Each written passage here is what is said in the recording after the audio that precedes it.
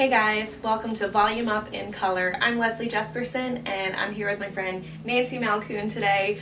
We are going to be chatting about all things mom life, body image, and she's going to play some songs for us. So don't go anywhere and make sure you like and subscribe to the channel.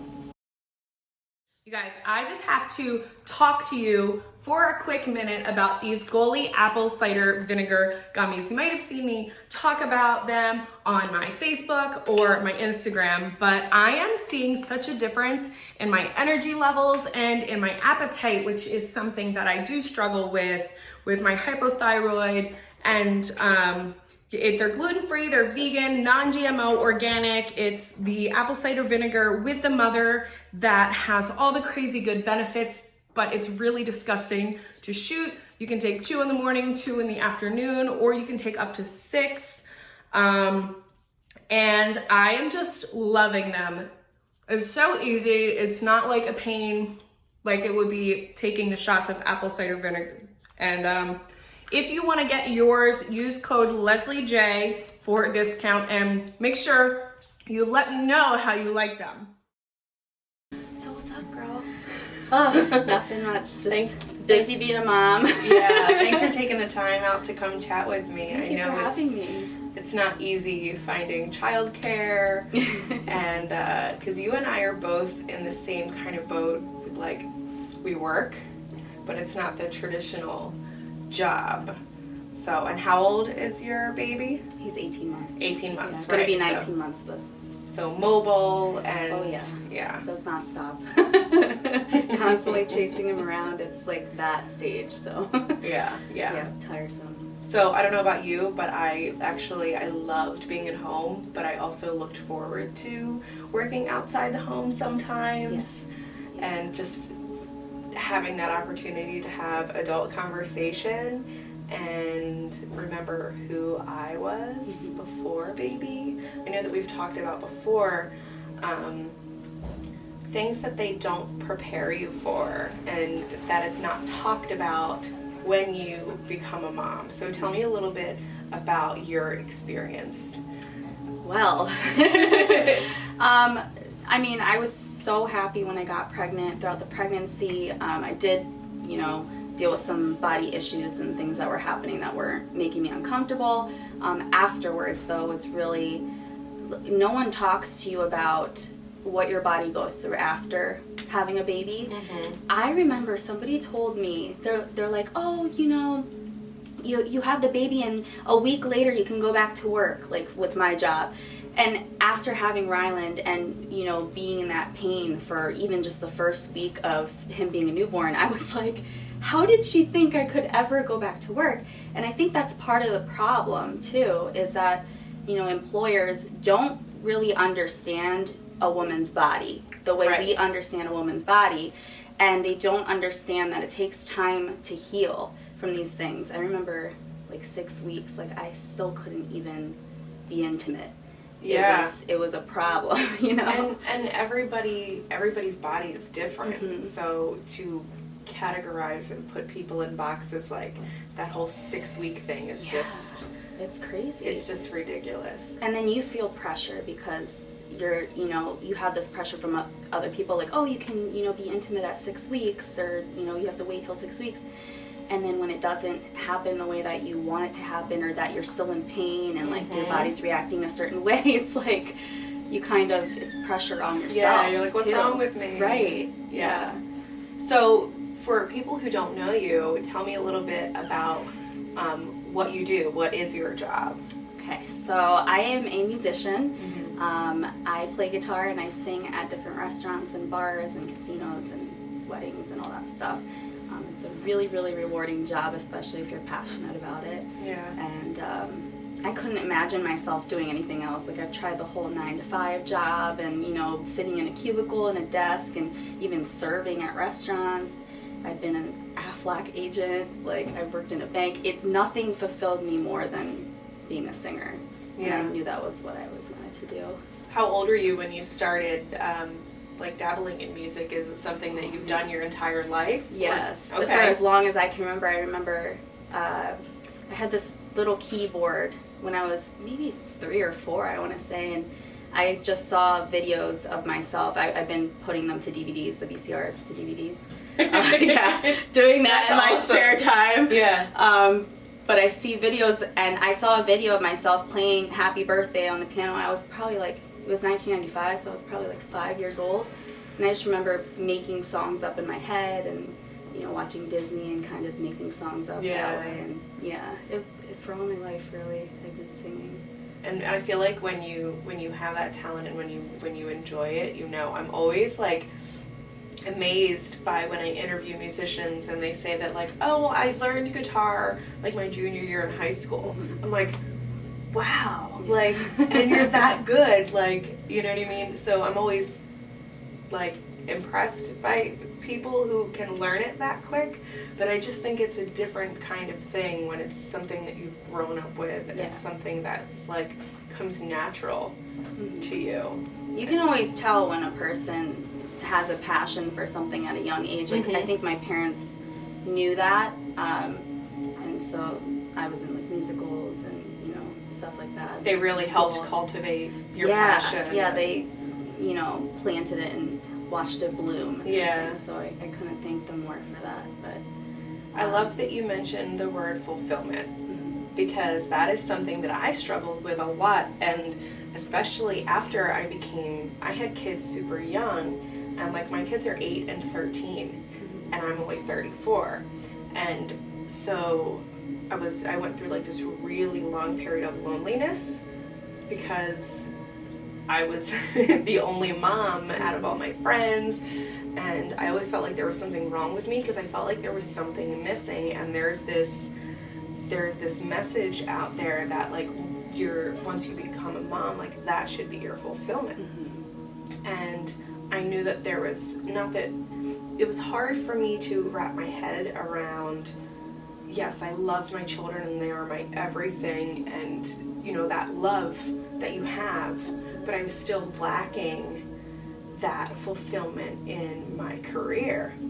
And you don't realize you're lacking it until you're not doing it. Right. So I'm sure that's kind of like what you felt when you were doing the other jobs too, because I'm like, what is this? So when I like started to make my career transition from like doing, you know, just social media and marketing all the time into doing more of the media and getting to do things like this and working with, you know, entertainment and doing, you know, bringing women together, I'm like, oh, that's that feeling. Right. That's what this is. It's like almost like a hole that's filled, you know, like the fulfillment.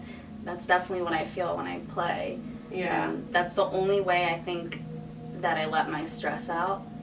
And I mean, sometimes it can become overwhelming too, because I'm very sensitive to like energy and changes in energy and stuff like that. So when I walk into a room and everybody's hustling and bustling and talking, it like overwhelms my mind. So sometimes I go home and like I need to decompress or just like mind numb myself with like reality TV or something like that.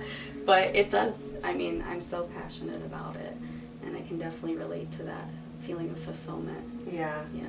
So do you have like a favorite song that's like your go-to that you play at every gig? Oh man, there's so much music out there that like speaks to me. It's so hard to pinpoint. I really do enjoy, I mean, people that know me know that I love Tori Kelly. Her voice is phenomenal. She's just a radiant person in general and so humble, and her songs really speak to me. Like there's a song called Confetti, and it's basically about, you know, not waiting for things to happen to you to go out and get your dream. And that really resonated with me because for a long time I, you know, did the 9-to-5 jobs. I did this and did that to kind of appease everybody around me. Right. And then when I got into a relationship with my husband, he kind of gave me that push, like, you know, life is short, you need to do what you want to do. I mean, I had a bachelor's in communications and minor in theater, like, so I mean, I was trying to do that whole 9-to-5 thing, but after a while I knew I wasn't happy. Yeah. And I needed to, you know, at least try and see what's out there, you know. I love that. Is that something that you're going to play today, or do you have a different song that you want to play? I have a song that I wrote not too long ago. Okay. I'm planning, hopefully, releasing an album this year. That's so exciting. Let's hope. I just like record at home and stuff. And I've seen your YouTube videos though. Yes. Like that's something is that something that you find is maybe therapeutic to like talk about that kind of stuff when you're like home with a kid? Yeah, absolutely. I mean, all I watch on YouTube is like mom videos and, you know, people talking about certain issues that I've, you know, gone through, and not just being a mom, you know, just as a woman. Yeah. And I watch a lot of that stuff, so that really helps kind of build up that self-esteem that you lost, you know. Yeah. Becoming a mom, sometimes it takes a toll on your self-esteem, like you don't know if you're good enough and stuff like that. So I know that that's really helped me watching those YouTube videos and even like your podcasts and everything. Like I watched a couple of them and I really resonated with, you know, what you guys were talking about, and I know I appreciate that. Yeah, no, and I really appreciate that. And it gets like I forget sometimes because the concept for this show wasn't that. It was like, all right, what am I good at? What do I already do? And it was entertainment and inspiration, but I didn't plan on diving so deep.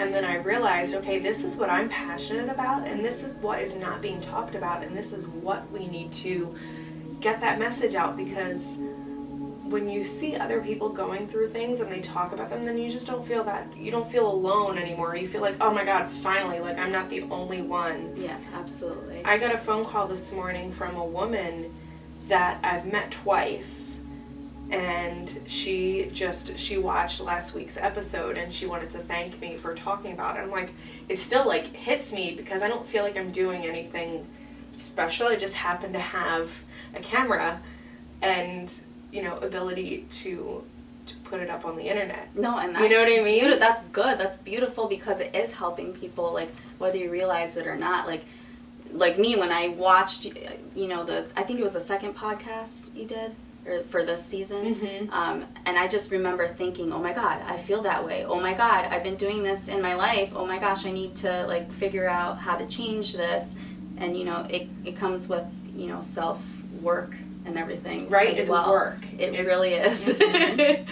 And I know that, so you've talked about like your struggle with body image, and it can be scary to talk about that publicly because it's very vulnerable, and people have told me before, like, no one wants to see your weakness. They're not going to hire you if you talk about these things. I've been told that all of my life.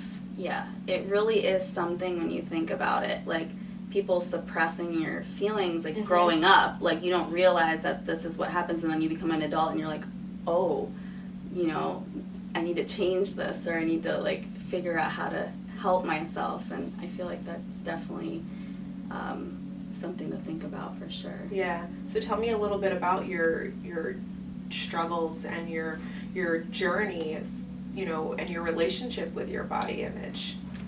So I'm going to be completely honest. I have a lot of issues with my body. Like, just growing up, I think how I grew up, and now that I'm thinking about certain things, I realize why I've had a lot of problems with self-esteem growing up and confidence. And I remember I wouldn't be able to sing in front of like two people. I would always have to like turn around. So I really like relied on what other people thought of me, and that kind of damaged my self-esteem a little bit. So I've really struggled with body image, and especially, you know, getting pregnant. And I've always been like, I was always 115 to like 130. Like, that was always my range. So when I got pregnant and I saw my body changing, and, you know, things happen that you can't control, and you can't control your weight gain. Right. I mean, you're pregnant, you're eating. You're literally creating an entire new human. Yes, exactly. You're creating a human. Like, you can't be hard on yourself that way. But when you have like different factors being thrown at you, like the doctors told me I had to not lose weight, but like they told me I had to slow down my weight gain, and that was like boom, like right in my heart, because I was already feeling insecure. Right. And then after having a baby, it's like your body goes through so much, and it's really beautiful. Like, it's really crazy what a woman's body can do and how it can just, go back to the way it was. But it does take a toll on your emotional well-being, especially when you can't leave the house really for a couple months. It's not something that is, especially with social media, we see these people who like 6 weeks postpartum. That is, and you're like, I can't. Even though like logically okay, everybody's different, it still puts that seed in your head that like on your darkest days, you're comparing yourself. Yeah. And that's so hard not to do, because I look back and like I used to, when I lost a ton of weight, I used to do like these Transformation Tuesday posts, and they would get hundreds of likes. And I started like writing the captions like, okay, this girl who's physically bigger, she hated herself. Mm-hmm. She had just given birth.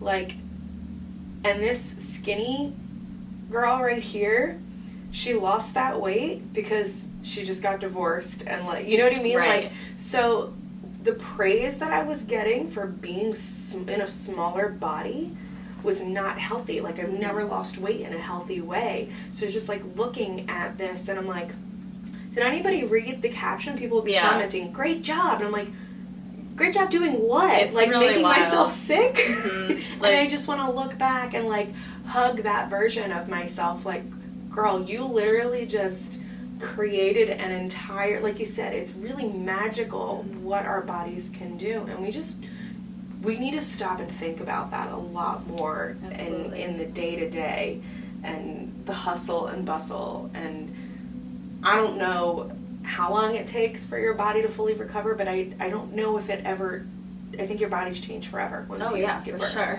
For sure. You might be the same number on the scale, but I don't know about you, but like my shape was different. Oh, yeah. And, things widen, things sag. Things are not the way they were before. Yes. It's all true. But I mean, I would do it again in a heartbeat. Absolutely. Like, he is the light of my life. Like, I don't even remember what I did during the day before him. Like, it's crazy. I love being a stay-at-home mom for sure. Yeah. I did the stay-at-home mom thing for a little bit, and I think that's when I started to struggle with my fulfillment. And I love this. I love that we're talking about this right now, because it also goes back to the individuality of everybody. Right. Like, if being a stay-at-home mom, like you said, is like so, you couldn't imagine doing anything else. Right. Then that's for you, and that's how you know that like that's what you're supposed to be doing. It doesn't always have to be that way, and that doesn't mean that if someone else wants to go right back to work after 6 weeks, that there's something wrong with them. Everybody is different. And I mean, don't get me wrong, I love my job, and I love going there to kind of relax and, get the stress out for the day. And I do plan on doing that. I have shows lined up and stuff. I'm actually getting back into it this week, which is crazy because it's been 3 months since I've really, done shows. But I love being a stay-at-home mom. Like, I feel like I'm lucky that I get to stay during the day, and then at night I get to do my shows, so I have like a little bit of both worlds. You have all that time with him during the day. Yeah. I kind of like that so now that my kids are school-aged, like, I have that time while they're in school to do, to have my own time with myself, or the nights that they're with their dad, I'm able to, have that nighttime kind of thing, and you really need to find that balance too, because if you don't have like that time to yourself, that's what I love this space that we're at Anchor Day Spa, because it's so peaceful and tranquil and calm, and like you can come here and just remind yourself who you are and take that time to yourself, even if it's an hour for a massage or something. Really need to remember to take that time. Self-care is so important. I've learned that as you know, as the years have gone by, and especially being a mom, you devote your day to your child and you devote your life to your child, but then where is your health going? Like, where, you know, you have to take care of yourself. And I love massages. Like, I will go and get massage or go and get my nails done or something if I have the money or the time. Yeah. Because I know how important that is. I was just going to ask you, what are your self-care, like, musts? Oh, yeah. Definitely massage. Mm-hmm. I do, when I was pregnant, I got my nails done, like, every 3 months just because I could, and it was, like, a way for me to feel like a woman, feel, like, sexy, you know. I think massage, definitely. I love just being in a space, like having like a little candle set up or something like that, or taking a bath, like that really relaxes me. So those and are I the think days. it doesn't always have to be like something big either. Like, it can be like during nap time. Right. Or after the kids are in bed, or, you know, if you have a babysitter for a couple hours. It doesn't have to be anything extravagant. Absolutely. And also, I mean, obviously, like, I'm a musician and everything, so music definitely does, you know, relax me. So sometimes when he's napping, that's when I'll write, or that's when I'll just, like, play on guitar and just see what comes out. So yeah, very, very important to take care of yourself, for sure. So I know that you said Tori Kelly is like your girl. Do you have any other musical inspirations? Yes. I'm trying to think of them off the top of my head. There's just so much music out there that like speaks to you.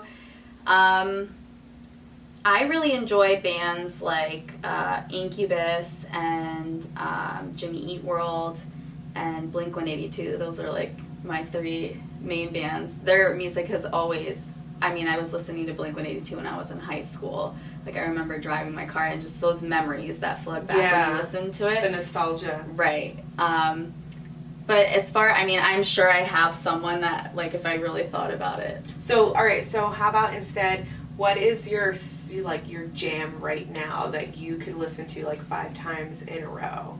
Whether it's, like, a top 40 song, or do you have one? So, I am really into Lizzo, and I love Truth Hurts. Like, I know that was, like, a last summer song, but, like, that's my jam right now. Like, I love that song. I love all her music. I love that, and this might get me in trouble with some people, but, like, I listen to it with my daughter, because I know, like, some of the stuff she says, but it's just, some of her other songs are just very empowering, and as a girl mom, it's freaking terrifying. Oh my gosh. Because you don't want them to grow up with the self-esteem and the body image issues that we had. So I love Lizzo too, and I love, like, we sing it in the car all the time. She knows if it's a bad word, she doesn't say it, but it's I love her. I feel like it's the message behind the song. Like, if they have curse words, maybe, like, a 5-year-old shouldn't listen to it, but, like, I feel like the message behind the song is way more powerful. You know what I mean? And especially with girls, like you said, it is scary to be a girl in this world right now, and with Instagram and all, you know, the ways that, you know, they could get in trouble somehow. That is scary to me. And even just having a boy, like, I know he'll be okay, and that's the weirdest part, is that having a boy, it's, like, so different. Like, he can walk outside in the street at night and not be scared. Like, I always have to hold my keys in between my hand when I'm coming out of the casino for, like, my show's ending. I'm in the parking garage alone at 1 o'clock in the morning. Like, it is scary being a girl. It really is. It absolutely is. And I grew up in Atlantic City, and I grew up with, I didn't really get scared until I, like, turned 30. I don't know. I don't know what happened. I just had, like, this false sense of security or confidence or what. Like, my mom always just told me, like, if I was going to walk outside after dark to take the dog with me. Yeah. You know what I mean? Because the dog would protect me. But, yeah, we learned, you know, you put the keys in your knuckles. And, you know, just working in the casinos for so long, I would walk home and just... my mouth would always protect me, because if someone would talk to me, I would, like, curse them out real bad and be like, oh, I'm sorry, you know, like, but, I don't know, I think there's been a shift in that security. I think the world's getting scarier.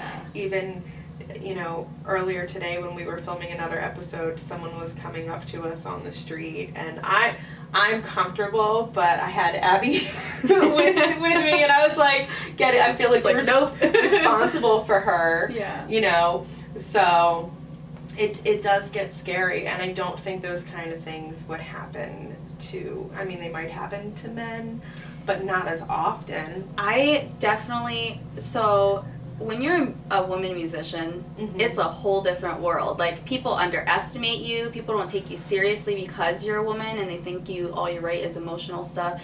But there's, like, the thing that I've noticed the most is the attention that it brings to either your body or, you know, something in a sexual way. And it really freaks me out sometimes, because I've had experiences at shows where older men have, you know, tried to say something or made me extremely uncomfortable. And as a woman, I want to be able to protect myself. Right. And, like, it's a shame that we have to carry around, like, pocket knives or, like, pepper spray or something like that. Like, it really shows how society is working right now. Like, there has to be some sort of change.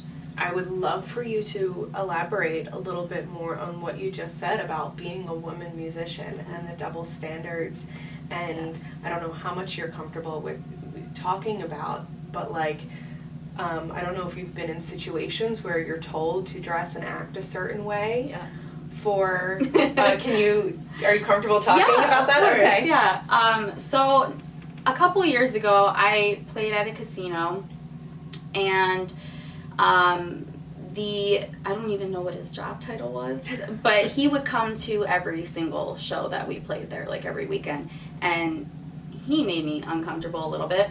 But he was, like, the head of, like, some sort of, he, like, worked closely with the booking agent. Right, he basically he had your job in his hands. Right. And, yeah. Exactly. And I did not know this, but a bartender from that place had called me and said, listen, this person just told the waitress that the reason you aren't getting booked anymore here is because you don't dress sexy enough.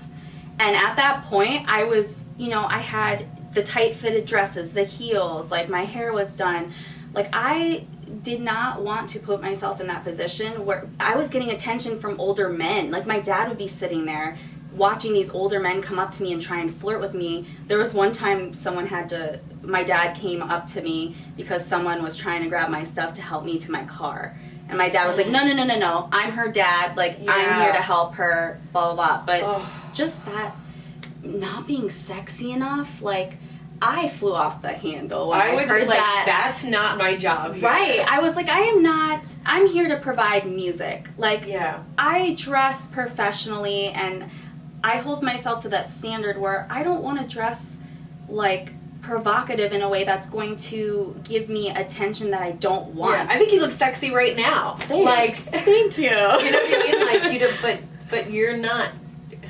There's so many things different I want to say versions about of this. sexy. Yes, and they wanted me to be one that for other people, for other men. Yes, yes. And it was I wrote a Facebook post about it. I was so mad, but it really happens. It happens to a lot of female musicians around the area, and it's something that's, like, shocking. Yeah. Like, at the same time, the whole concept of, because you follow me on Instagram, like, I've posed. I love my body, and I think, like, my sexy is for me. Right. Like, my sexy is not for anybody else. Just because I feel sexy and I look sexy just gives nobody permission to do anything. Yeah, absolutely. It's not disrespectful to my partner. Mm-hmm. It shouldn't be, and anybody else who makes them, or who stirs shit up like that, that's on them. That's their feelings. That's their own insecurities. And this is something that gets me so fired up, because we are allowed to love ourselves and love our bodies and own our sexy without having to deal with comments and advances. Right. Like, they don't go hand in hand. It's like, it's technically not my fault if you look at me and you're like, damn, like, Like I want, you know what I mean? I love it. You're exactly so crazy right. saying that, because like sometimes I really don't feel that way, but like it's not my fault if somebody, you know, looks at me in a certain way and like wants to do whatever. Like that's on them. That's not my problem. Like if I'm feeling myself that day, I want to be able to, you know, feel myself that day. Like it shouldn't. I remember I posted a bikini pic one time because I was like super like excited about it, and I never post stuff like that. And I had a family member, take that off of Instagram. You're a mom, this and that. I got the same thing. And I'm like, thing. are you serious? Like this is my page. I can say whatever I want. Like if you don't like it, don't follow me. It's like what? Like I don't know. Things like that happen with women all the time, and it really gets under my skin. We'll just keep talking about it because. You know, that situation that you were in, I can only imagine what that feels like as someone who is trying to, like, you're doing your job, you're working. Even if you were out on the town with your girls not working, it doesn't give anybody permission to, like, you can feel sexy and look sexy, and the only thing anybody has to do is just keep your mouth shut. Like, that's the way it is. Yeah. So I'm really glad that we were able to have this opportunity to chat, and we'll definitely have to do this again. But I would love for you to play a song for us, if you don't mind. Yeah, of course. Ooh, I hope I didn't scratch the wall. Right. So I wrote this song not too long ago. Okay. It's an original. I kind of want to release it on my album. Okay. But I'm not sure if I'm going to yet. But Shoot me. Here, yes, thank you. I feel important now. She's helping me out. Let me just make sure it's to the right way. Apologize. Your guitar's beautiful. Thank you. I really love this guitar. My baby Taylor. Her name is Layla. She's I've had her for like I want to say 3 years now. And I really, really enjoy this guitar. This is called Better. Okay. I'm a little nervous to play this. This is the first time I've ever played it for anybody. So I'm honored.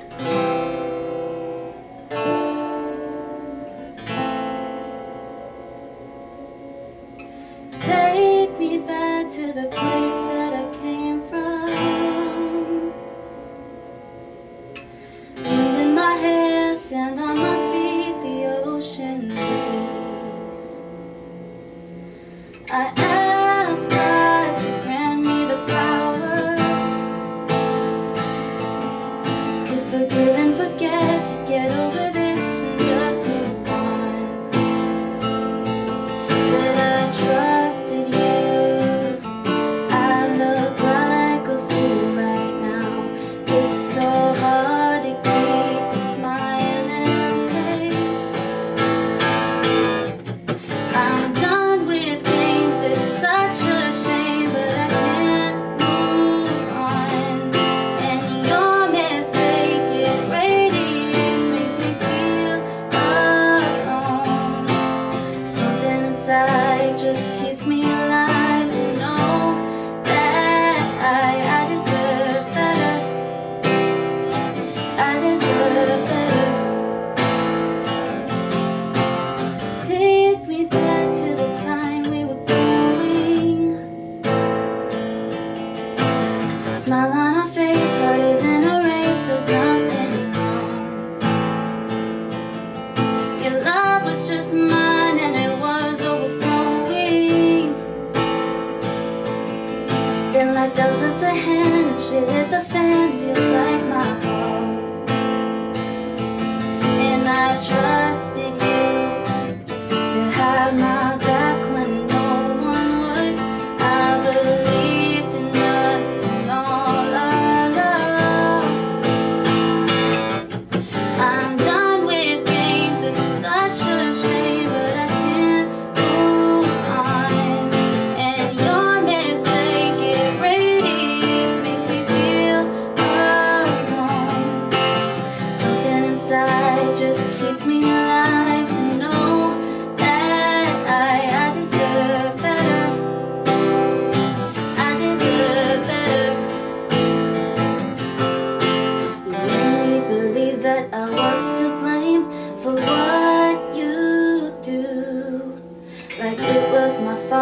you pour the salt in the biggest wound.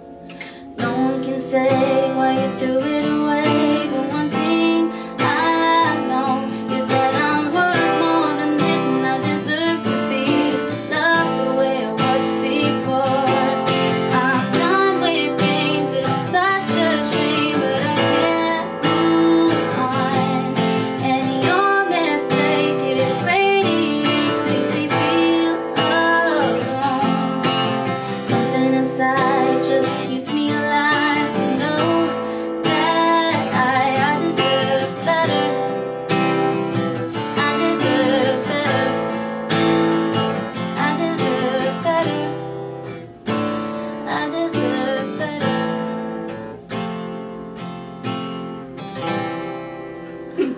That was so beautiful. Oh my gosh. The hair on my legs that I just shaved is growing back because I got chills. That happens to me all the time. Like literally after I shave, it's like one day later, it's like poof, poof, poof. Well, thank you so much. That was much for having beautiful.